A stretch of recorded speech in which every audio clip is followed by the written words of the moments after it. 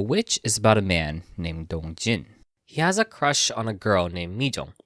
When she started school, a rumor began to spread about her. Every boy that asked her out or confessed their feelings to her would get hurt in an accident or lose their life. She was a witch that was cursed. He doesn't believe the rumors and wants to prove to his friends that it's all coincidence. He learns statistics, analyzes data, and writes a college paper about it. By the time he was ready to present it to Mijong, however, it was too late. She had already disappeared.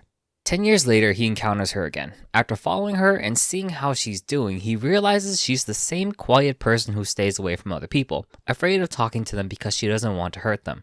Now that he's older and has experience as a data analyst, he restarts his research to find proof that she is not a witch. This sends him investigating all of Mijong's incidents in high school and college, gathering data through personal interviews and documenting them on a spreadsheet. He finds the common factor between all of them and establishes 5 rules to explain what activates the curse. If you are within 10 meters of her for more than 10 minutes, if you talk with her for more than 10 exchanges, an exchange is around a conversation, so you say something and she says something. If she knows your name, if you confess your feelings to her, breaking all the above guarantees your death. However, the rules only apply to you if you have feelings for her. He proves these rules by becoming a delivery driver for Mijong. Whenever he broke a rule, he would get involved in an accident. And although he is certain about his 5 rules, there is one more variable he hadn't taken into consideration. Her own feelings. What happened to the men Mijong had feelings for? After a thorough investigation to a crush she had in high school, he discovers her crush broke all of the rules, but he didn't die, simply because Mijong liked him. It was still just a theory though, so to prove this final rule, he reveals himself to Mijong and disappears, leaving behind a trail of clues for her to follow him. She eventually finds him in Austria, a place that means a lot to her, and there he proclaims his love for Mijong and turns away. However, Mijong stops him from leaving. She explains that there's actually one final rule to the curse. All of the men that confessed to her walked away. They didn't stay by her side to give her a chance to respond. Mijong tells Dongjin that she loves him too. And so the last variable is, do not leave her side. The two finally embrace their relationship, and although she was nervous about what would happen, Dongjin reassures her that everyone feels nervous about new relationships. They walk around the streets of the village holding hands and prove to the curse that no lightning strike, car accident, or any act of God would ever be able to separate them. You might be wondering how Mijong got cursed, or if they would ever break it. And I'll be honest with you, if you're worried about them finding a magic spellbook that would lift the curse off of Mijong, or that they need to stop a cult or evil entity from cursing other people, or that they need to investigate Dongjin's best friend to find out how he got cursed, you're kind of missing the point of the story. Because you see, it's not about stopping the curse, it's about learning to live with the curse. And as cringe and sappy as it sounds, the curse is actually love. So this Korean drama is all about learning how to live with someone you love.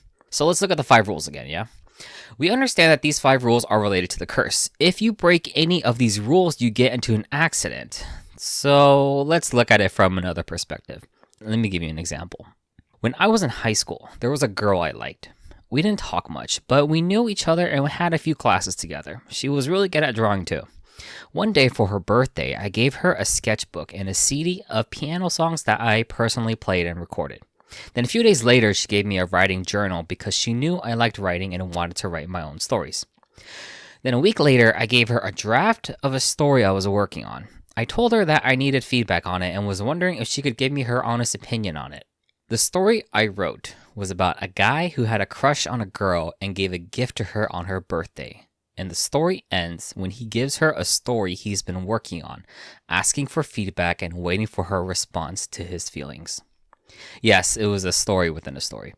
I wasn't expecting an answer right away, so I went off to my next class. Then after school, she calls out to me and hands me back my story. She really liked my story, but she wanted to stay friends. I cried on my way home, and it took me the rest of the year to recover from it. And since that day, we've never talked to each other ever again. Our friendship, acquaintanceship, whatever you want to call it, was dead. And that's what happens when you confess your feelings and you fulfill the criteria of all the rules.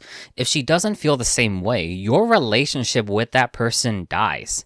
Oh, and don't feel bad for me. That was like 16 years ago. However, you won't always die. Your feelings can just get into an accident. Say, for example, the person you want to express your interest to is someone you've seen around but never quite found an excuse to be around them. Then one day you hear that they're transferring to a new department, so you use that opportunity to shoot your shot. You do, yes, but then you get ghosted. It hurts, yes, but you can walk it off. And although your social relationship with that person won't be the same, it's not dead. Hopefully. So am I saying shooting your shot hurts? Yes. The build up to it and the possible rejection hurt. The story I told earlier is still a core memory of mine, even if it happened 16 years ago. So the final question this Korean drama asks, is your confession worth the death of your relationship with them? Well, I can tell you from my personal experience, I have more regrets about the shots I didn't take than the shots I did. Yes, I'd say it's worth it. But ultimately, that is a question you must answer for yourself.